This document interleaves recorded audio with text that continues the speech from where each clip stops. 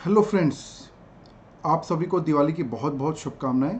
और I hope आप लोगों को जिन जो भी एग्ज़ाम गोइंग स्टूडेंट्स हैं अभी नवंबर में और दिसंबर में फाउंडेशन वाला एग्ज़ाम दे रहे हैं, उनका पढ़ाई अच्छी चल रही होगी।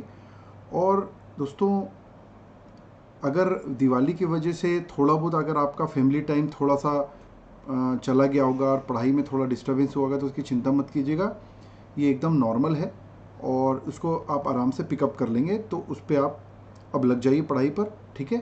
अब ये वीडियो मैं क्यों बना रहा हूँ मैं बता रहा हूँ आपको।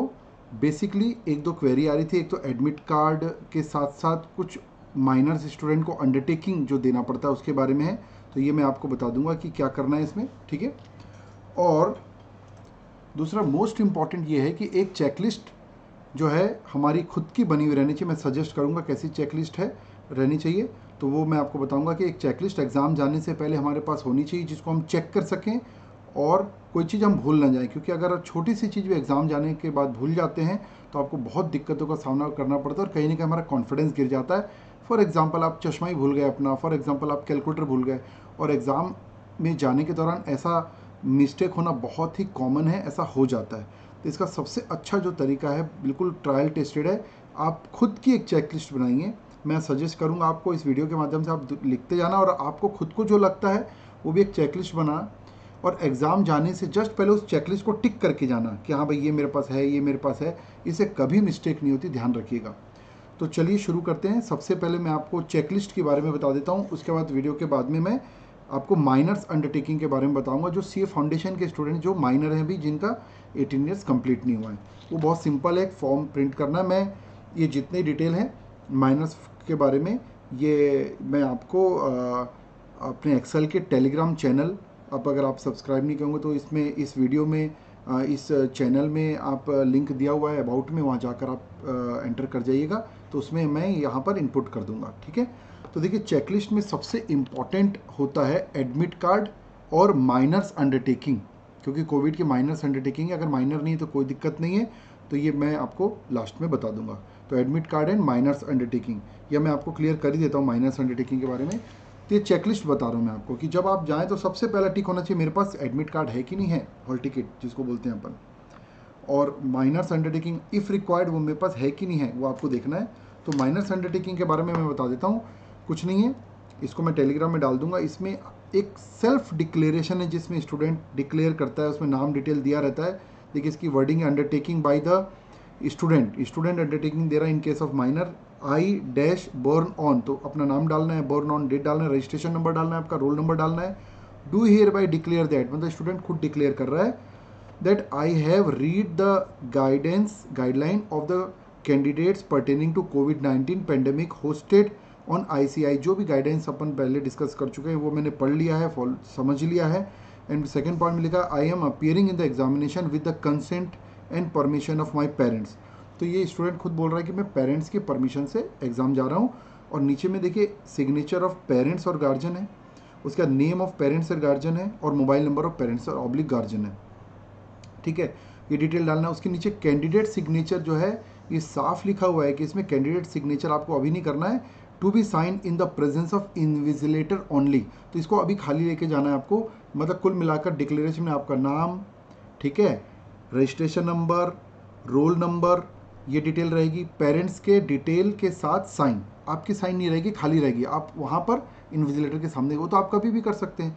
तो ये एक ठो प्रिंट आउट खुद निकाल लीजिएगा और साथ में लेके जाइएगा। और एक हो गया एडमिट कार्ड। तो अब हम चलते हैं, ये मैं आपको टेलीग्राम में डाल दूंगा। और अब हम चलते हैं, एक चेकलिस्ट मैंने जो सोच के बनाया कि क्या क्या एक जनरल स्टूडेंट को रहता है। तो देखिए, एडमिट कार्ड मोस्ट इंपॉर्टेंट, और आपका minors undertaking if required. Second में आता है पेन। तो देखिए, ये तक भी भूल जाते हैं स्टूडेंट। तो पेन के लिए आपको पता होना चाहिए, it will be the black ink ball pen. कई लोग ब्लू पेन ले जाते हैं, ब्लैक इंक बॉल पेन ले जाना है आपको, उसी से लिखना है, ठीक है। और इसके साथ आपको पता होना चाहिए जितने एमसीक्यूज बेस्ड पेपर होते हैं जिसमें हमको सर्कल करना पड़ता है, वो सर्कल आपको पेंसिल से करना है, एचबी पेंसिल से करना है। और उसी ओएमआर शीट, जो एमसीक्यूज की ओएमआर शीट होती है, उसमें जहाँ जहाँ डिटेल लिखने का काम है, वो डिटेल लिखने का काम आपको पेन से करना है। पेन का मतलब ब्लैक इंक बॉल पेन। और आपको ये पता होगा पहले भी कि कहीं पर भी हमको कोई दूसरा कलर यूज़ नहीं करना है। ब्लैक इंक बॉल पेन आपको अंडरलाइन भी करना है तो उसी से करना है, ठीक है। कहीं पर भी और भी पेंसिल यूज़ नहीं होगी, पेंसिल के सर्कल बनाने में यूज़ होती है। उसके अलावा कैलकुलेटर बहुत इंपॉर्टेंट है। कैलकुलेटर के बारे में जैसे पहले भी बता चुके हैं, नॉर्मल कैलकुलेटर जिसको हम बिजनेस कैलकुलेटर बोलते हैं वो ले जा सकते हैं आप। कैलकुलेटर को चेक कर लीजिए, बैटरी वगैरह वीक नहीं होना चाहिए, उसको चेक कीजिए। और साइंटिफिक कैलकुलेटर बिल्कुल भी अलाउ नहीं है। उसके बाद और ध्यान रखिए, मैं फिर से बोल रहा हूँ, चेकलिस्ट आपको अपने हाथ से लिख के बनानी है और सामने जहाँ पढ़ते हैं वहाँ पर पेस्ट करनी है, ठीक है। स्केल, स्मॉल स्केल आपको जरूर रखना है। Eraser, pencil, pen. देखिए कोई भी चीज़ अगर आप बोरो करते हैं तो एक तो अलाउ नहीं है, दूसरा बोरो करने से कोविड का भी एक डर है, तो ये ध्यान रखिएगा। अब जब कोविड की बात हो रही तो एक लिख लीजिए आप, सैनिटाइज़र, एक छोटा जो जेब में आ जाए, सैनिटाइज़र, मास्क, क्योंकि मास्क अगर वहाँ प्रोवाइड करते हैं, अगर वो मास्क आपको कंफर्टेबल नहीं है तो दिक्कत होगी, तो आपको मास्क लेके जाना जो कंफर्टेबल मास्क है। और ग्लव्स हालांकि इंपॉर्टेंट नहीं, बट आप चाहें तो ले जा सकते हैं, ठीक है। तो ये कोविड से संबंधित ये थे कि ये जनरल एग्जाम में हम ले जाते नहीं आए आज तक, तो हमारे से भूल हो सकती है, इसको लिख लेना। बार बार मैं बोल रहा हूँ लिख लेना, और इसको चेकलिस्ट बोलते हैं। जब हम जाते हैं तो चेकलिस्ट को टिक करके जाना है। उसके बाद दोस्तों देखिए, पानी भी हम एग्ज़ाम में जनरली जाते हैं तो पानी मंगवा लेते हैं, पानी आ जाता है, लेकिन आपको बिल्कुल नहीं मंगवाना है। अपनी बॉटल लेके जाना, सफिशिएंट पानी रहना चाहिए, ताकि 2-3 जो फाउंडेशन के बाकी 2 पेपर 2 घंटे का, जनरली 3 घंटे का, तो वो आपको पानी की बॉटल ले जाना है, वो लिख लीजिए आप। एक मेरा पर्सनल सजेशन है, इलेक्ट्रॉल का एक सैशे पैकेट आता है, वो ज़रूर रखना चाहिए। अगर कभी थोड़ा वीकनेस लगे, एंजाइटी लगे, तो पानी की बोतल में डाल दीजिए, पीजिए, इंस्टेंट एनर्जी मिलती है। एक मेरा अनुभव है कि हैंकी भूल जाते हैं लोग, रुमाल भूल जाते हैं। क्या होता है, कई बार पेपर बनाते हाथ में पसीना आता है, तो वो रहना चाहिए। और हालांकि मोबाइल भी मैं लिखा हूँ इसमें, मोबाइल अंदर ले जाने तो नहीं मिलेगा, बट मोबाइल रहना चाहिए ताकि पेरेंट्स से कम्युनिकेट कर सकें अपन आने जाने के लिए। फिर एक पॉइंट मेरे को यहाँ पे नोट किया हूँ मैंने, हाँ, एक हो गया आपका वॉच हो गया, ये जनरली भूल जाते हैं स्टूडेंट, उसी से तो हम टाइम मैनेजमेंट करते हैं। तो हमारे पास घड़ी होनी चाहिए प्रॉपर, चश्मा जो लगाते हैं बच्चे उनका चश्मा होना चाहिए, ठीक है। और एक मैंने यहाँ पर पॉइंट लिखा है कि फर्स्ट एग्जाम में 1 घंटा पहले जाइए, क्योंकि जो आपका नॉन MCQs बेस्ड पेपर होता है उसमें 15 मिनट रीडिंग टाइम भी मिलता है। और एक चीज़ और है, जब हम एग्ज़ाम में एकदम टू द पॉइंट या बिल्कुल हड़बड़ी में पहुँचते हैं तो हमारा माइंड थोड़ा सा डिस्टर्ब हो जाता है, तो उसका ख्याल रखिएगा। हमको आराम से पहले पहुँचना है। और वैसे भी एक थंब रूल है कि एग्ज़ाम शुरू होने के कम से कम 1 से 1.5 घंटा पहले पढ़ाई छोड़ देनी चाहिए, माइंड को इक्वलाइज होने देना चाहिए। इसका ध्यान रखिएगा बेटा आप लोग। तो मोबाइल हो गया, मोबाइल हालांकि बाहर छोड़ने मिलेगा। अगर आप कुछ फार्मूला कॉपी वगैरह ले जाते हैं या कुछ कि भाई आखिरी में देख के चले जाएंगे तो ठीक है, बट मेरे हिसाब से तो वो भी नहीं करना चाहिए, ठीक है। लेकिन आप अपना कंफर्ट देखिए, वो भी बाहर छोड़ना है आपको। और जब ये बात चली रही तो मैं बता देता हूँ, लास्ट एग्ज़ाम के पहले कोई भी पेपर निकलने के बाद अपने फ्रेंड से डिस्कस नहीं करना है, क्योंकि अगर कुछ गलत हम पाया जाता है तो उसका इफेक्ट अगले एग्ज़ाम में आता है, इसका ध्यान रखिएगा। वॉच, स्पेक्स मैंने बता दिया आपको, चश्मा बता दिया। फिर स्टेशनरी, सैनिटाइज़र, मास्क भूल जाएंगे क्योंकि अभी तक हमारी आदत नहीं है। और एग्ज़ाम शेड्यूल भी आप अपने सामने लगा के रखिए। तो देखिए मैं आपको बता देता हूँ आपके सामने क्या होना चाहिए। आप ओवरऑल जहाँ पर पढ़ते हैं वहाँ पर एग्ज़ाम का शेड्यूल, ये भी देखा गया है कई बार कि एग्ज़ाम की डेट भूल जाते हैं स्टूडेंट्स। घर वालों को भी बता दीजिए कि भाई ये डेट मेरे एग्ज़ाम है, तो क्या ध्यान रखते हैं। कई बार क्या होता है एग्ज़ाम और में एक थोड़ा एंजाइटी भी आ जाती है हमारे को, नॉर्मल है बेटा, सबके साथ होता है, थोड़ा घबराहट रहती है, इट्स ओके। और आपको अनुभव है, 12 साल से आप एक क्लास 1 से 12 तक एग्ज़ाम दियो, बट फिर भी मेरा फ़र्ज़ है मैं बताने का, ताकि आपको क्लियर रहे। एंजाइटी आती है थोड़ी, तो ये पता भी होगा ना कि एंजाइटी आती है, तो आपको नहीं आएगी anxiety.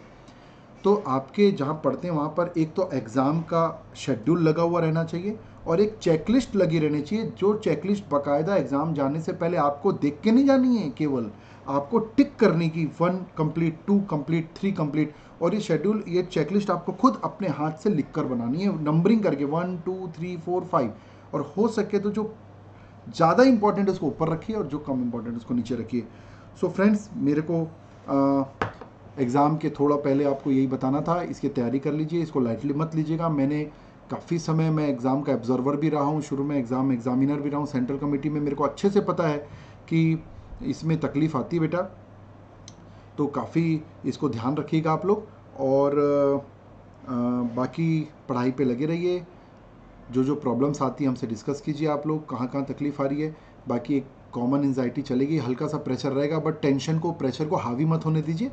Slight tension is okay, it's okay, कोई दिक्कत नहीं। क्लास 1 का भी बच्चा एग्ज़ाम देने जाता है तो स्लाइट टेंशन उसकी रहती है। और दूसरा, आप इस वीडियो पे आपको जो चेकलिस्ट और मैंने इसके बारे में बताया, अपने फ्रेंड्स को आप बिल्कुल फॉरवर्ड कीजिए, काफ़ी बेनिफिट मिलेगा, उनको भी प्रेरित कीजिए कि आप ये चेकलिस्ट बनाइए और बाकी एग्ज़ाम अच्छा बनेगा आप लोगों का। कूल माइंड रखिएगा बेटा, कूल माइंड रखेंगे तो आपने जितनी मेहनत की है वो आपके काम आएगी, और अगर कूल माइंड नहीं रहेगा तो आपकी मेहनत भी आपके काम नहीं आएगी, इसका ध्यान रखिएगा। So all the best for this exam. CA foundation, CA inter और फाइनल सभी के बच्चों को मैं बोलना चाहता हूँ कि कूल माइंड रखिए। Cool mind with hard working with cool mind का ज़माना है।